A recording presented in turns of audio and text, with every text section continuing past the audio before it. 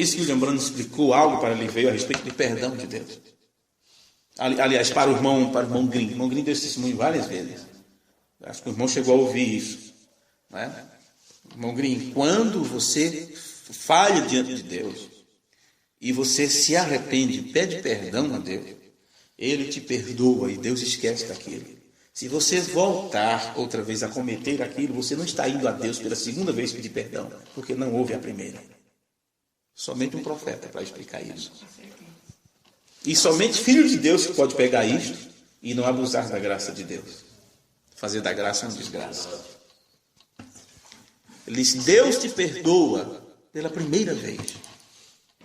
Não há uma reincidência para um filho de Deus nesse sentido, porque ele não inicia pecado, não está nele isto de pecar. Então ele vai diante de Deus e pede perdão dos seus pecados, se arrepende diante de Deus e ele pensa que está indo pela segunda, terceira vez, mas não houve isso, porque Deus disse, eu esqueci disso. Que problema é esse que você tem? Eu te perdoo, eu vejo a sinceridade do teu coração, eu vejo o arrependimento em teu coração. Não é que Deus vai estar perdoando pela segunda, terceira vez, porque não houve a primeira para Deus. Ele prometeu perdoar e esquecer. Aquilo não conta. Mostrando que a tua dívida foi perdoada, foi paga. Uma vez que é perdoada, foi recebido um perdão a isso. Um ressarcimento, inclusive. Por isso que quando você perdoa alguém, você se sente tão bem.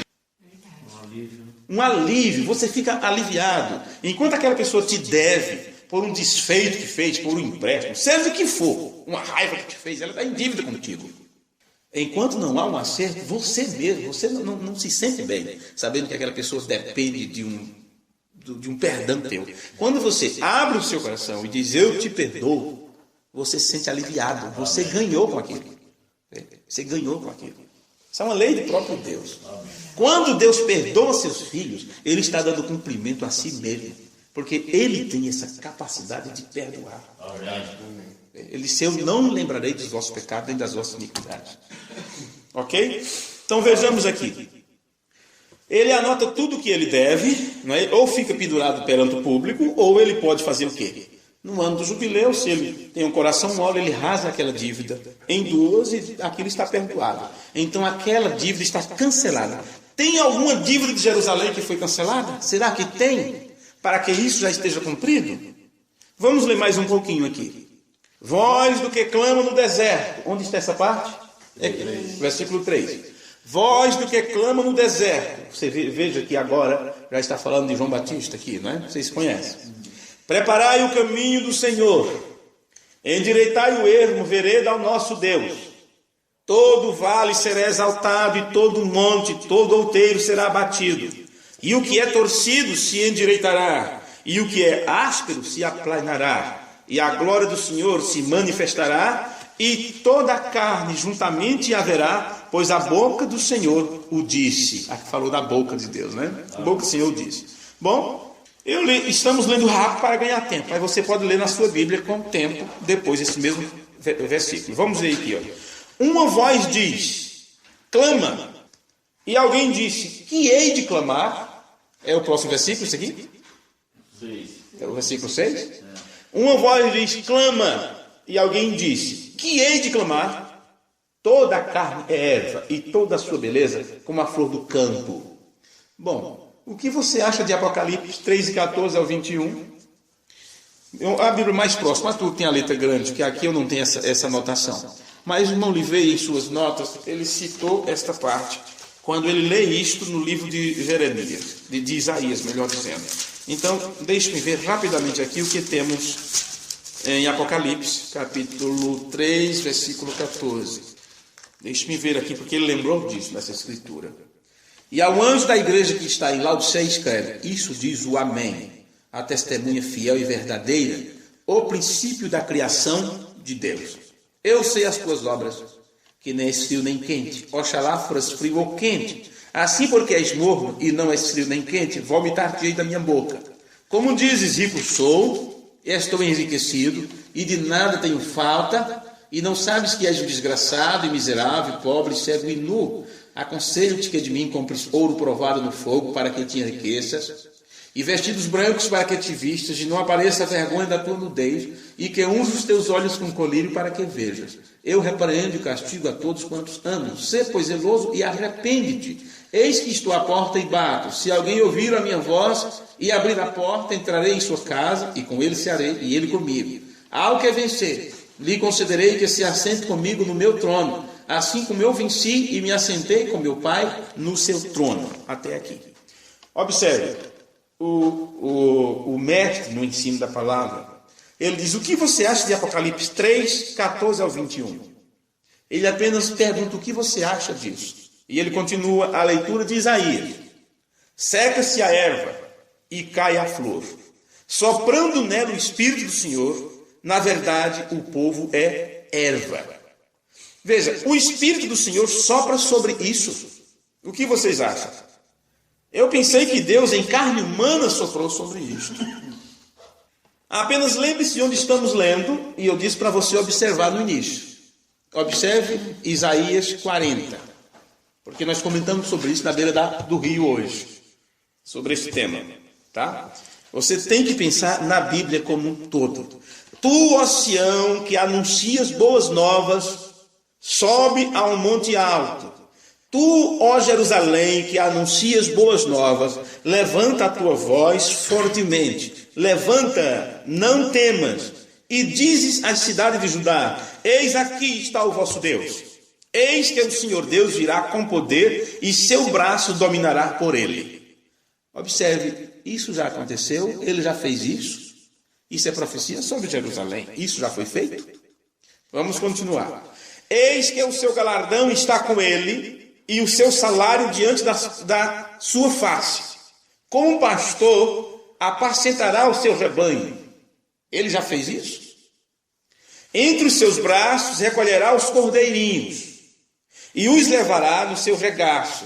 As que amamentam guiará suavemente. Quem mediu na concha da sua mão as águas e tomou a medida dos céus aos palmos? Imagine o que temos de água na terra.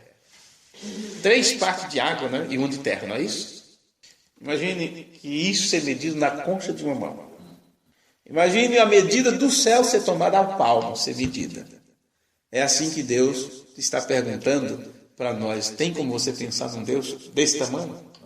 A menos que Ele revele a você quem é Ele. Lá do livro escreveu um copo d'água Para conversar sobre isso.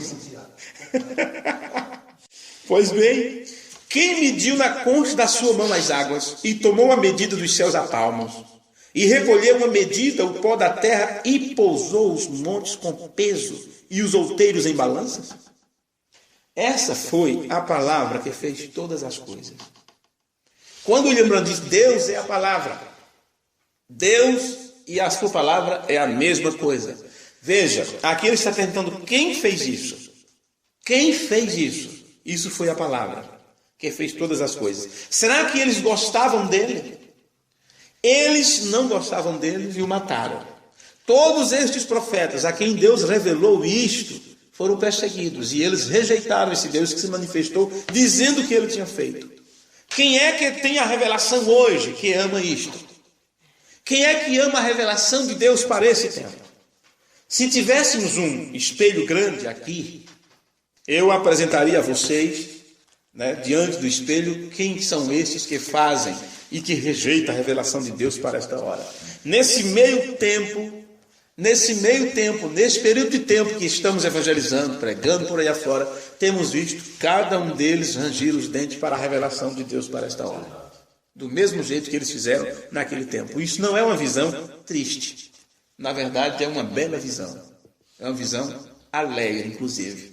Porque a visão da rejeição, que interiormente nos entristece, deveria, por outro lado, nos alegrar por você ser digno, ter se achado digno de Deus, para entender o plano de Deus. Porque você sabe que enquanto que esses que rejeitam serão exterminados, a você foi te dado um direito de receber a vida eterna. Não foi para eles. Quem guiou o Espírito do Senhor? Está perguntando aqui, aí no Salmo 40, né? Quem guiou o Espírito do Senhor? Ou como seu conselheiro o ensinou? Aqui está tratando o Espírito da sabedoria. E esse Espírito da sabedoria foi dito que viria para nós nesse tempo. Veja essa pergunta aqui, olha. Quem guiou o Espírito do Senhor, ou como seu conselheiro o ensinou? Com quem tomou ele conselho, que lhe desse entendimento, e lhe ensinasse o caminho do juízo, e lhe ensinasse conhecimento, e lhe mostrasse o caminho do entendimento?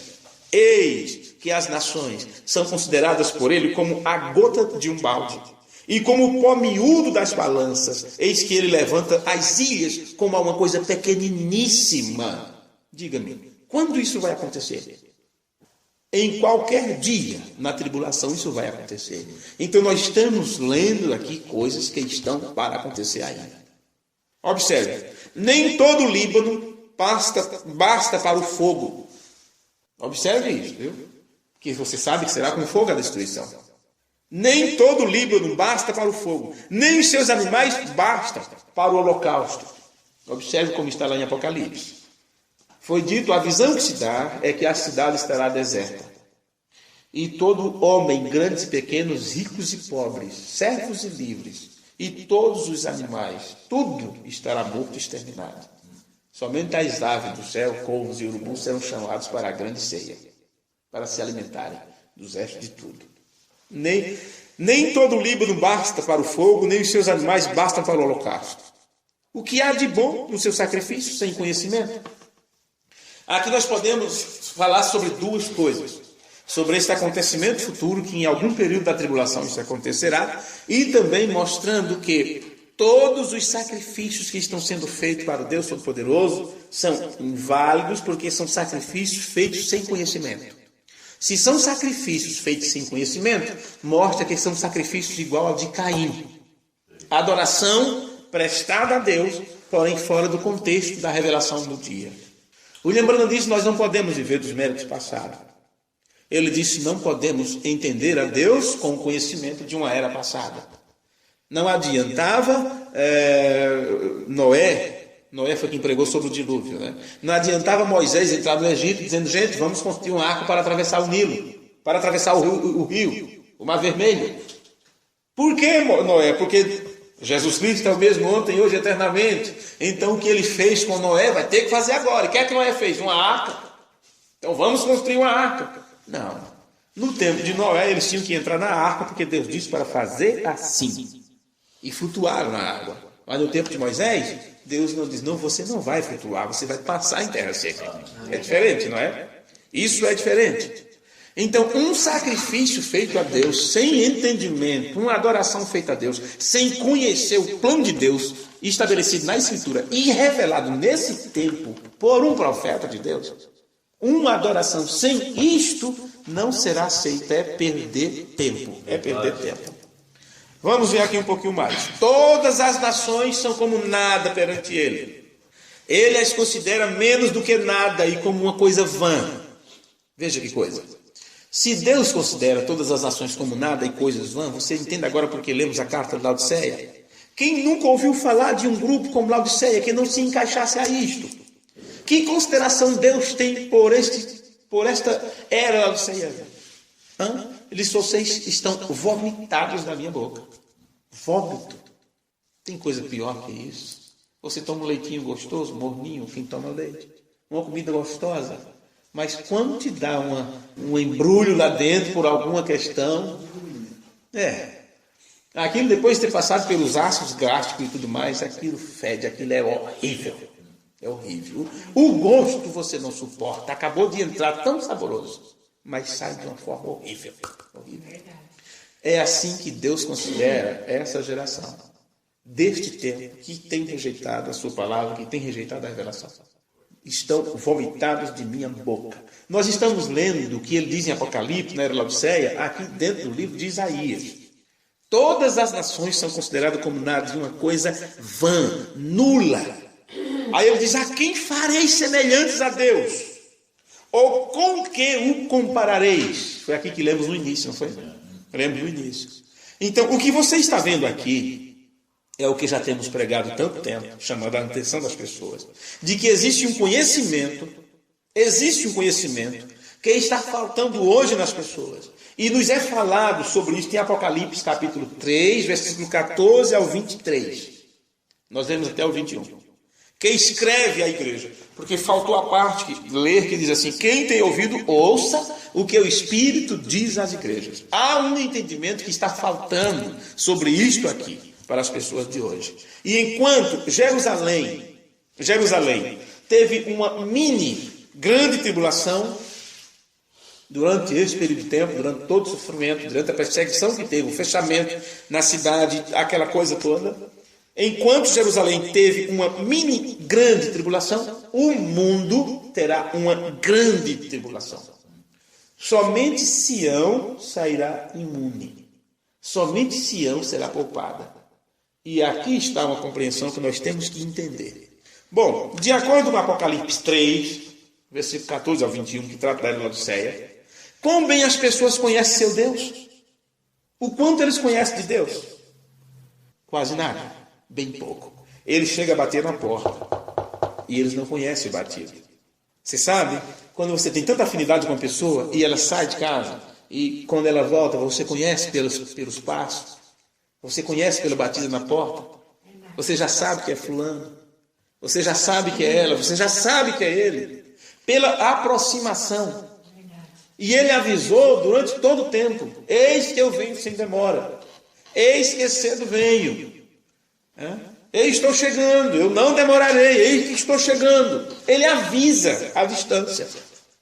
E quando ele chega e bate na porta, as pessoas estavam sabendo que estava se aproximando, as pessoas sabiam que Deus estava revelando seu plano nesse tempo. As pessoas sabiam que Deus tinha enviado um profeta, porque elas puderam entender que, de acordo com Malaquias 4, Lucas 17, e assim sucessivamente, um profeta viria para essa dispensação. E Deus, a cada tempo, tanto nas eras passadas, como quando chegará a Laodiceia, ele avisa da manifestação do Filho do Homem. Então, quando o próprio Deus entra em cena, e agora não só manifesta-se através de um profeta, mas o próprio Deus encarna naquele homem. Não em plenitude como em seu filho, mas utiliza aquele vaso. As pessoas não sabem do que se trata e começaram a adorar a criatura ao invés do Criador.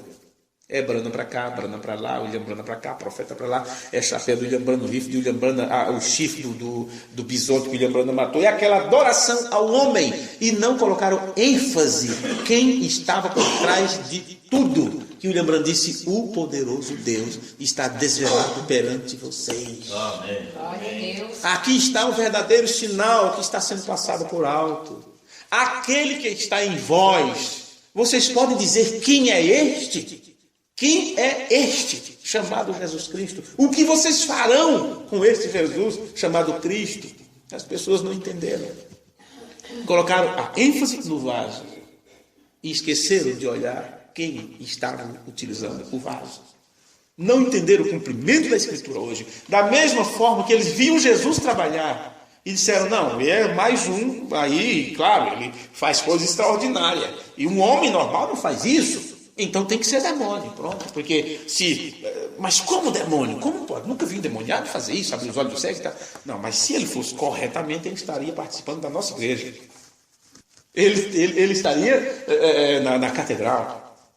Se chamasse Caifás para testemunhar, ele diria: olha, quanto tempo a gente lê as Escrituras e sabemos todos os grandes sacerdotes, os grandes profetas passaram por aqui, vieram ao templo, fizeram isso, fizeram aquilo. Esse homem chega fazendo tudo diferente. Ele nem veio mostrar sua credencial para dizer onde foi seu aprendizado, a que grupo pertence, qual companheirismo ele está, qual é o companheirismo que ele segue, se é grupo A, B ou C. Ele é diferente de todos. E ainda mais está tirando pessoas da nossa igreja. No sábado passado, na escola sabatina, não tinha ninguém aqui. E contaram que ele estava lá com a multidão no Rio Jordão, lá, ou por cima do monte, por cima do deserto. É melhor nós matar. Vê? Isso não é diferente hoje. Se não pertencer a tal grupo, não é aceito. Se não vir através de tal companheirismo, não é bem quisto. Porque eles fazem uma projeção de que Deus terá que trabalhar de acordo com o plano que o homem estabeleceu. E eles não veem que Deus está por cima de tudo isso e Ele faz como lhe apraz. Ele faz como lhe agrada. Não adianta você questionar Deus porque Ele fizesse uma formiga tão pequenininha, um elefante tão grande. Ele fez daquele jeito porque Ele se agradou fazer assim. Não adianta questionar Deus. Ele é soberano. Amém. Não é? Pois bem, o que acontece aqui? No tempo de Laodiceia, quando cumpre Laodiceia, você está vendo aqui uma coisa tremenda acontecer. a rejeição da manifestação divina para este tempo. A não compreensão do plano de Deus que está sendo mostrado para nós, de como ele agiu, de como ele vai agir no futuro, de como ele está dando cumprimento em si mesmo. E enquanto o que vai resultar, como Jerusalém rejeitou, a ponto dele ser morto até fora das portas, e foi rejeitado e tudo mais naquele tempo, ela recebeu sua grande tribulação. Mas a humanidade receberá a sua grande tribulação. E quando isto acontecer, somente Sião sairá, vamos dizer assim, livre. Amém. Livre disso. Então, de acordo com Apocalipse, capítulo 3, versículo 14 ao 23, você pode entender que as pessoas hoje não conhecem Deus, não sabem quem é Deus, nem um pouco. Tudo que eles podem citar é Mateus 28, 19, quando se trata dos trinitários. E que diz que ele é 3 deuses. Paganismo, trinitário.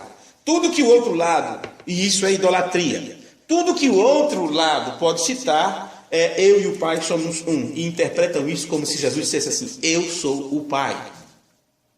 Jesus não está dizendo que ele é o Pai. Ele está dizendo que é um com o Pai. Do mesmo jeito que ele disse, para que eles também sejam um, como eu e tu somos um. Então, como é que nós podemos ser um e eu ser você? Como é que eu posso ser um contigo e eu ser você? Se estamos em unidade, como é que eu posso dizer eu sou Rubens? Não tem condições. Mas Paulo disse, todos terão que chegar à mesma unidade de revelação. Amém. A mesma unidade de conhecimento, não foi? Jesus tinha o mesmo entendimento que Deus tinha. Deus deu a ele a mesma glória. Amém. O mesmo parecer. E isso também tem que ser dado a nós. Amém. Pois bem, tudo que eles podem citar é isto. Mas Deus nos deu a palavra de arrependimento, a qual ele disse que daria. E ele exige de nós isto em Apocalipse capítulo 3, versículo 20. Porque arrepender é dar meia volta, certo? É você estar indo numa direção e você então faz meia volta e não vai mais ali. Então ele diz, arrepende-te. Apocalipse capítulo 3, versículo 20. A nós é dado esta capacidade de arrependimento. Arrepende-te, pois, de onde caíste. Arrepende-te, pois, e volta-te. Bom, eu não estou com a escritura aqui aberta em Apocalipse, mas já li, vocês sabem como está lá. Bom, isso que Deus dá para nós, e Ele exige de nós, em Apocalipse 3, versículo 20, que é o arrependimento, isso se encontra no livro de Efésios. Efésios capítulo 1, versículo 17. Que todos nós, quando você lê o livro de Efésios, você ama o que está no livro de Efésios. Não é? Nós amamos e conhecemos isso muito bem. Ele diz que é o espírito de sabedoria, de conhecimento e de revelação seria dado a nós. O conhecimento de Deus mesmo. Efésios é mais para frente um pouquinho, viu? Efésios, aí você tem Coríntios, Gálatas e Efésios. Não é? Não, Efésios capítulo 1, versículo 17. Veja se já está por aí. Como está, irmão Rubens? 20? Não, 1,17. 17, está assim, ó. Para que o Deus nosso, Senhor Jesus Cristo e Pai da glória, vos dê em seu conhecimento o espírito de sabedoria e de revelação. Ok. Então, só Deus pode nos dar isso. O Deus e Pai de Jesus Cristo, assim como Ele deu a Jesus isso, Ele também dá a nós o espírito de sabedoria e de revelação, que é dando a nós o conhecimento dele mesmo. Então, especialmente, as pessoas que creem e compreendem a presença de Deus, da forma que o irmão Brano ensinou, é que pode receber esse espírito de conhecimento, porque é para conhecer Deus mesmo. Amém. Deus mesmo, dando cumprimento à sua palavra. E como o irmão Brano ensinou, da mesma forma que os apóstolos ensinaram, que o Deus de nosso Senhor Jesus Cristo, o Pai da glória, vos deu o espírito de sabedoria e de revelação no pleno conhecimento dele. Amém. Então, essa é a mesma coisa afirmada quando o Espírito de Deus se movia sobre a face do abismo. É uma repetição disso, é o Espírito de Deus se movendo sobre mentes vazias, sobre mentes obscuras, sobre mentes sem entendimento, sobre mentes fechadas. E mais uma vez Deus começa a dar vida, a abrir esse entendimento para que você pudesse entender e produzir a vida de Deus através dessa nova compreensão que Deus te dá. Não era, quando você vê, ele diz assim, ó, e o Espírito de Deus movia-se sobre as águas, não era como se Deus enviasse um Espírito, não, senhores, para fazer esse trabalho. Não era como se Deus enviasse um Espírito de si mesmo. Era o próprio Deus na forma de um Espírito, porque isto é o que ele é. Amém. E o que o Efésios diz, quando você recebe esse Espírito de conhecimento, de revelação, diz assim, tendo iluminados os olhos do vosso entendimento, para que saibais qual seja a esperança da sua vocação, e quais as riquezas da glória da sua herança nos santos, e qual a sobre excelente grandeza do seu poder sobre nós, os que cremos, que é para os que creem, segundo a operação da força do seu poder, que manifestou em Cristo, ressuscitando-o dentre os mortos. Agora você sabe, parte dessa sabedoria e revelação que vem pelo Espírito de Deus, podemos entrar em outros cultos a falar sobre isto, falando mais sobre o cumprimento de Deus, conhecer alguns desejos básicos que o coração de Deus exige, e Ele levará isto em cumprimento até o fim. E mesmo quando você e eu não podemos deixar de desejar o cumprimento, então nem Deus pode. Se nós, quando temos cumprimento em nós para ser feito, nós não podemos deixar de desejar isso. Deus também não pode deixar de desejar levar a cumprimento o que Ele projetou. E é isso que nós estamos vendo ao estudar isto, baseando-se na mensagem, a fim de aceitar o Espírito com que essa mensagem foi pregada pelo irmão Branham, e que é Espírito que queremos ter em nossa própria vida. Que tipo de Espírito queremos ter nos guiando? Você só poderá ter o Espírito correto nos guiando se você entender a mensagem no Espírito que ela foi pregada Amém. Por um profeta indicado. Agora, Deus é o que Ele é. E Ele vai agir sobre isto e cumprir a si mesmo. Ele não muda. Deus não é mais nem menos do que exatamente Ele é. E Ele não pode fazer outra coisa a não ser o que Ele é. E nós somos então a sua imagem, como estudamos. Ele é o Criador. Ele é o restaurador. Especialmente, Ele é o restaurador da palavra. Especialmente, Ele é o restaurador da palavra na noiva para esta hora, para esta dispensação. Ele é o Salvador. Ele é o curador. Ele é o príncipe da paz. Ele é o amante das almas. Ele é o Pai, Filho e Espírito Santo. Sabemos tudo isso Amém. Porque um profeta nos indicou, nos falou sobre isso. Então, ao estar consciente dessas coisas, você entende que todos estes atributos compõem os anseios de Deus. Você tem algum anseio? Você tem algum sonho a se realizar? Você tem algum desejo em sua vida? Você diz, não, eu pretendo ser isto, ou ser assim, ou realizar isto.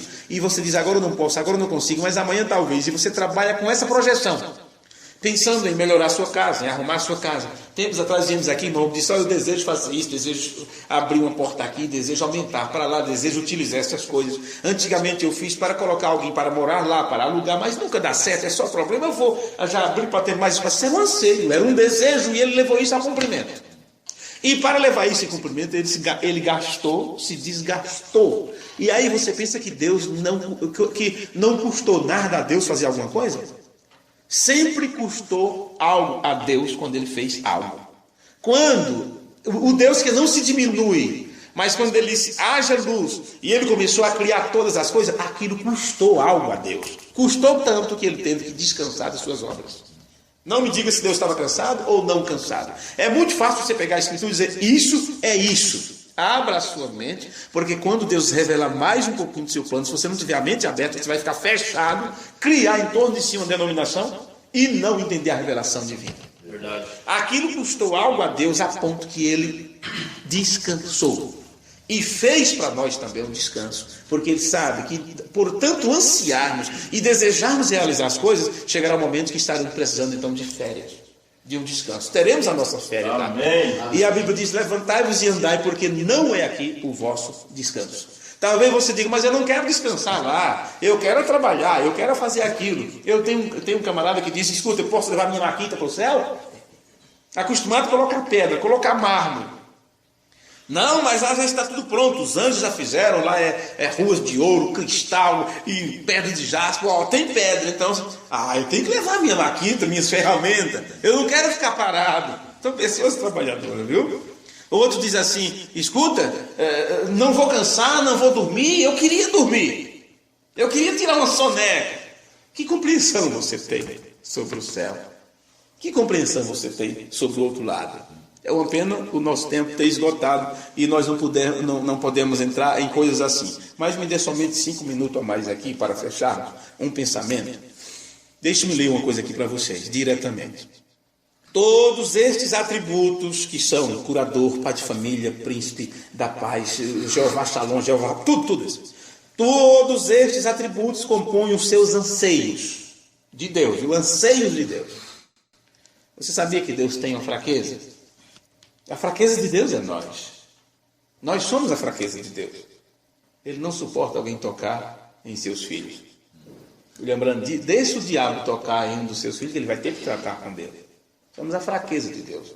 Essa fraqueza não quer dizer que é uma fraqueza. É aquele tipo, olha, não me tire do sério. Agora tocou nisso aí, você vai ter que se haver comigo.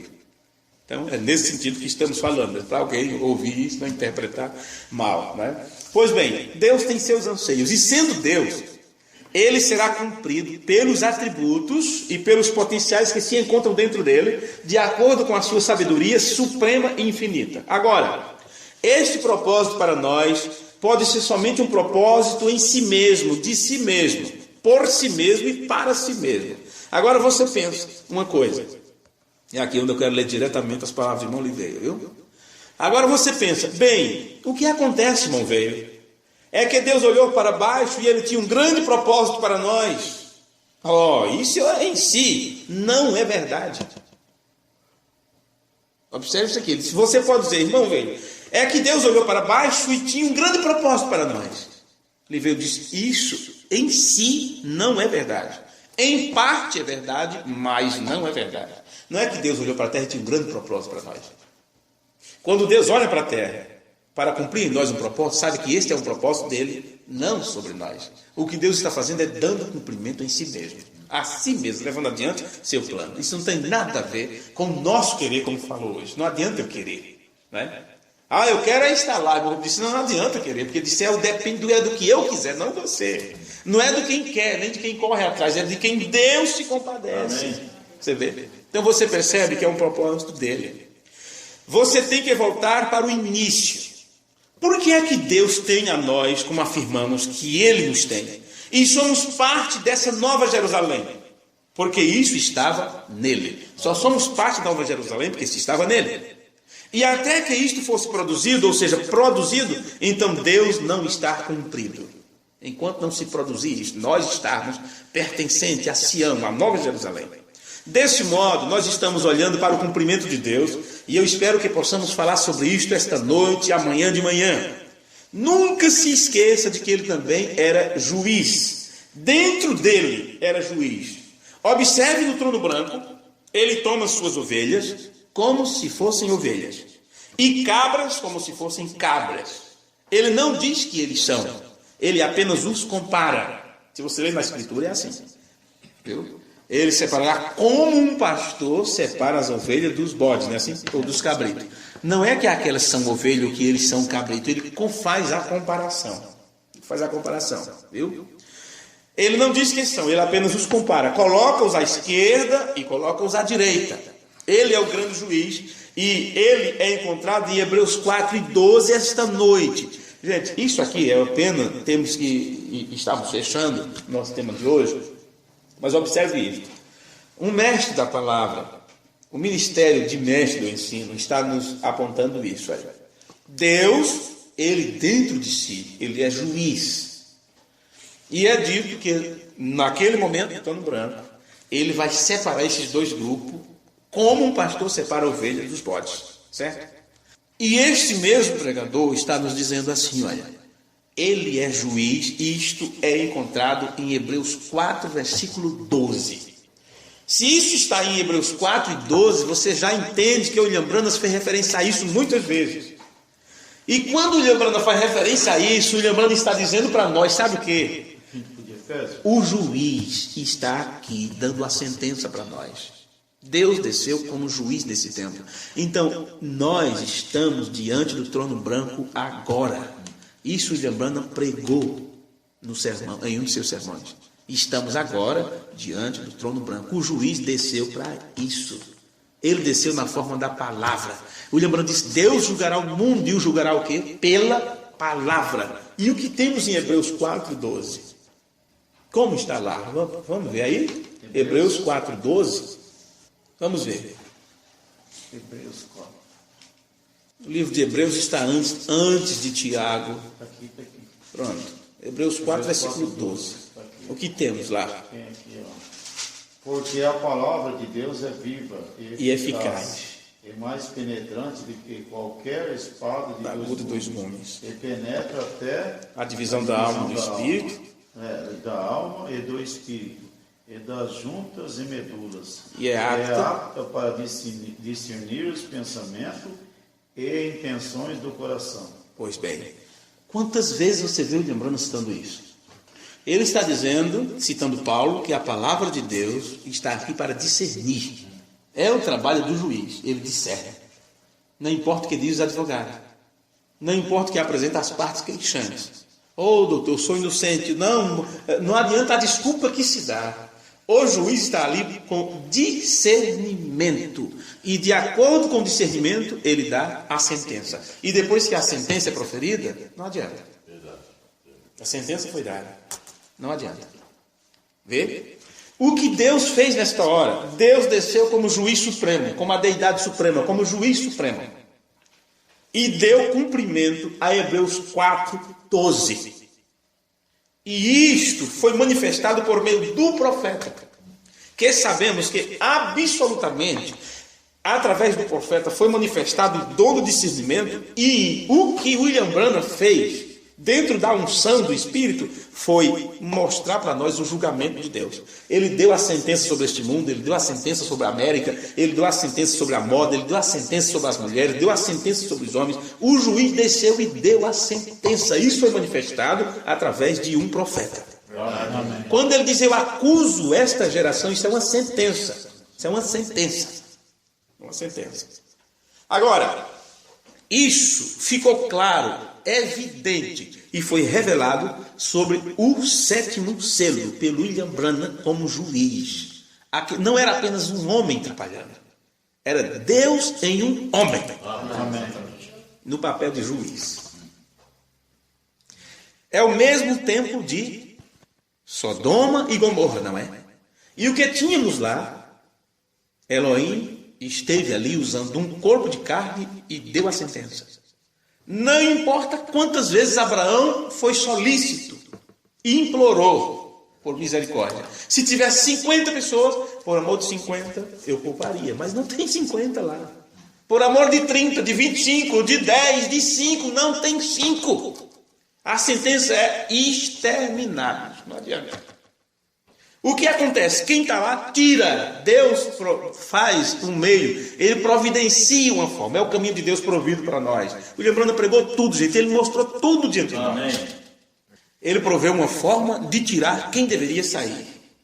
E tinha que se apressar. Porque a sentença é dada e ela tem um prazo de validade. Ela tem um prazo de cumprimento. E sendo que a palavra do juiz não volta atrás, Deus como juiz, ele não volta atrás de sua palavra, se ele determinou o julgamento para aquela ocasião, sai depressa. Os anjos arrastaram eles pelo braço, lá de dentro, Ló, sua família. Porque a sentença ia cair. Agora, se nós não podemos ver o mesmo quadro diante de nós hoje, estamos brincando. É escapa-te com tua vida hoje. É escapa-te com tua vida. Foge, porque a justiça de Deus... A ira de Deus será aplicada nesta terra. O juiz já desceu. Amém. O juiz supremo tem descido à terra para nos mostrar a nossa parte na herança dos santos. Por isso ele desce com um livro aberto, te dando a revelação de si mesmo e dizendo o que vai acontecer para o restante. Chegou a dizer: não há mais esperança para a América. Em 1958 foi dada a sentença para os Estados Unidos. William Branham disse: não resta mais esperança para a América a não ser julgamento. Isso está no sermão Fé, que eu te entreguei hoje. O que é isso? Que manifestação foi essa? Você não pode pensar que apenas Deus enviou um profeta. Você tem que pensar que quando esse profeta entrou em cena, estava se cumprindo estas coisas da Escritura para o nosso tempo. Deus desceu à terra. Deus está aqui na terra. O grande trono branco está estabelecido na terra. A terra já foi sentenciada, já foi julgada. Quando o juiz dá a sentença, tem-se o prazo para aquilo ser executado. Quando você lê o caso de Abraão, é dito que foi determinado já. Não era, eu vou ver aqui os laudos, foi determinada a sentença para o julgamento. Quando você lê Gênesis capítulo 6, que é a comparação que Jesus faz, como foi no dia de Noé, será no dia da vinda do Filho do Homem, que é o acontecimento dos nossos tempos. Como foi no dia de Sodoma e Gomorra, será na vinda do Filho do Homem, que é o que acontece em nosso tempo. Quando foi dada a sentença para o julgamento do juízo, do dilúvio que veio sobre a terra, veja Gênesis 6. Deus deu a sentença, o juiz entrou em cena e disse, vou fazer dessa forma, e disse, prepare a arca. 120 anos. Não foi? Uma geração naquela época, 120 anos, Noé dizendo, vai acontecer. Ele não salvou ninguém durante esse tempo, a não ser que eles estavam destinados para escapar. Ninguém salvou, porque todos eles já estavam debaixo da sentença do juiz. A terra já estava determinada para morrer. Todos exterminados. Vocês, vai acontecer isso, vai acontecer aquilo. A sentença já foi dada para este tempo. Não resta mais nada, a não ser a execução. Não importa quanto tempo passa no corredor da morte. É assim? Não importa. A sentença foi dada. Só esperar o momento da execução. É isso que a terra está esperando. O livro diz que isso foi revelado sobre o 7º selo, pelo irmão Branham como o juiz. E esse juiz, é claro, está em Apocalipse 1, 13 ao 14, onde ele tem o cabelo branco. Veja quantas vezes o William Branham falou sobre isso, mostrando naquele rosto de Cristo. Cabeleira branca de juiz supremo. Ele tem o cabelo branco e o cinto e assim por diante, o que representa o juiz que está aqui para julgar. Ele aparece em Apocalipse 10, 1. O mesmo de Apocalipse 1, 13. O livro está dizendo, é o mesmo de Apocalipse 10, 1, que é o anjo forte que desce do céu. Veja, com uma aclamação. Ele é o mesmo que está sobre o trono em Apocalipse 5. Em Apocalipse 5 que temos um ser sentado no trono, que é o dono original do livro, e o cordeiro vem e toma da mão dele o livro, desata os selos. É isso? Desata os selos. Esse que estava com o livro na mão, o Deus Todo-Poderoso, é o que desce à terra como anjo forte, para trazer para nós o despertamento. Escapa-te com tua vida, aqui está a vida, escape. Entende meu plano. E dá a sentença para os outros. Vocês estão mortos, estão condenados. É assim é assim a carta era lá do céu. Deus trabalhando com os filhos dele, dizendo, arrepende-se, porque você caiu. Você estava fora. Você estava com outra compreensão. Arrepende-te. Porém, esses aqui estão vomitados de minha boca. Para começar, me expulsaram, nem deixaram eu entrar. Vamos concluir por hoje? Vamos parar por aqui? Ele aparece em Apocalipse 10, 1. Ele é o mesmo que está sobre o trono em Apocalipse 5. Ele é o mesmo em Apocalipse 10, 1. Ele é o mesmo, então, por todo o caminho. E, claro, ele irá voltar como grande rei. Mas, por enquanto, ele é esse juiz. Ele aparece em Apocalipse 10, 1. E no versículo 7, você verá que no momento em que ele está na terra com o seu profeta, aquelas condições de Isaías 40, onde estávamos lendo, que eram apenas em potencial para Israel, estão agora totalmente disponíveis para nós. Vê? Bem maior, porque Deus nunca diminuiu, sua palavra nunca diminuiu. É sempre necessário os mais fortes e os mais altos sobretons. Há sempre um aumento. João Batista. Aliás, João Batista disse que eu diminua e que ele cresça. Quando você consegue ver literalmente o próprio ministério de Jesus Cristo voltar a esta terra em um profeta, qual deve ser o aumento de Deus para o que o profeta se foi? Deste modo, muitas pessoas ainda estão gemendo pelo profeta ter partido. Irmão Branham se foi. Espero que ele volte. A mesma coisa que ficou o povo de Israel chorando a morte de Moisés. Graças a Deus que ele partiu. diz-lhe veio. Porque era isso o que Deus queria. Amém. Ele tinha que sair de cena, porque a partir de sua saída, Deus faria um trabalho diferente com o povo. O próprio profeta disse que ele tinha que diminuir e que Deus deveria crescer. Então nós não queremos crer no que algumas pessoas tolamente acreditam. Sempre estamos olhando para frente ou sempre estamos olhando para trás. Esta igreja olha para o agora ou nós descemos a cortina e vamos para casa. Olha que coisa. Ou essa igreja olha para o que Deus está fazendo agora ou vamos fechar as portas e voltar para casa. Isso não é uma ostentação, isto é a palavra de Deus. E se não podemos ficar com a palavra de Deus, irmão e irmã, e algo melhor acontecer a nós, então é melhor nós ficarmos com a palavra de Deus, vê? Essa é a verdade. Não estamos enganando a nós mesmos. Então, nós vemos aqui que ele aparece em Apocalipse 10:1 e em Apocalipse 10:7, o tempo e a eternidade se juntam no dia da voz do profeta. Tempo e eternidade se juntam. Nos dias da voz do sétimo anjo, quando ele começa a soar, e esse alarido acontecer, o tempo não será mais. O mistério de Deus deve estar terminado, como declarou Deus, a boa nova do seu evangelho aos seus servos os profetas. Em outras palavras, o evangelho acaba. Lembre-se, os judeus não estão sob o evangelho, porque eles foram cegados. Assim, isso acaba.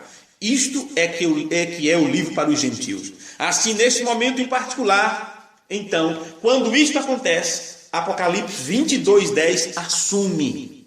Porque Apocalipse 10:4 diz, sela o livro. Apocalipse 22:10 diz, não cele o livro. Então, entre Apocalipse 10:4, e eu disse isso muitas vezes, e Apocalipse 22:10, o livro é aberto, os trovões trovejam, os mistérios aparecem. E se nós não recebermos aqueles mistérios, então alguém irá receber esse mistério. Você simplesmente não pode enganar com isso. Não cele as palavras da profecia desse livro, porque o tempo está próximo. O tempo está próximo do que estamos falando? Da Nova Jerusalém. Assim, portanto, a abertura do sétimo selo e os trovões está colocando você como mensageiro do tempo, para que Sião entre em sua glória, de acordo com Isaías 40. Agora estamos todos sentados aqui e dizemos, isto é 1000 anos no futuro. Ouça, meu irmão e minha irmã, ponha o seu pensamento de lado e entre no Espírito de Deus. Este é o Espírito de Deus no profeta, a era da águia, da qual vamos falar um pouco. E como a primeira era tinha o espírito do leão, e a segunda era tinha o espírito do animal, o boi, e a terceira tinha o espírito do homem, vamos para o profético, e os proféticos lidam com os 1000 anos. Então, os proféticos, aquele que recebe a palavra da profecia, através da águia, que é o próprio Espírito Santo, em um homem, estes lidam com 1000 anos. Aí, como você vai querer ser o milênio, não sonhe, não fique imaginando como estávamos falando hoje. Não teremos tempo para entrar nesse detalhe, mas está tudo explicadinho aqui para nós. Vamos encerrar? Amém. Ok? Irmão Rubens, faça uma oração e assim estaremos encerrando esta parte. Sentado mesmo? Sim. Eterno e poderoso Pai Celestial, nós te agradecemos, Senhor, por tantas coisas boas que já temos ouvido, Senhor. Amém. Por essa palavra maravilhosa que transforma, Senhor, que nos dá ânimo, Senhor, nos dá vida. Amém. E nos encoraja cada vez mais a prosseguir nessa jornada, Senhor. Amém. Neste mundo tenebroso, cheio de pecado, dificuldade, confusão religiosa, Senhor. Nós te agradecemos por tudo, Pai. Amém. Que esta palavra possa, cada dia, Senhor, nos iluminar mais, Senhor. Amém. Estarmos prontos, Senhor, para a grande batalha, Amém. para aquele grande dia, Senhor. Amém. Já estamos, Senhor, iniciando, Pai, esta batalha, Pai, crendo na Tua infinita misericórdia, no perdão das nossas falhas, dos nossos pecados, Senhor. Rogamos em favor de toda a nossa família aqui representada, Senhor. Os irmãos que não puderam estar aqui, Senhor. Nossos amados irmãos espalhados nos 4 cantos da terra. Todos aqueles que amam a Tua segunda vinda, Pai. Nós rogamos em favor de cada um. Pai, eu te agradeço, Senhor, por esses irmãos, Senhor. Amém. Por eles estar aqui, Senhor. Com a ministração da tua bendita palavra. Não tenho palavras, Senhor, para te agradecer por tudo que o Senhor nos tem dado neste dia, neste momento, Senhor. Em nome de Jesus, Pai, te agradeço para a tua glória. Amém, Senhor. Amém. Louvado seja Deus.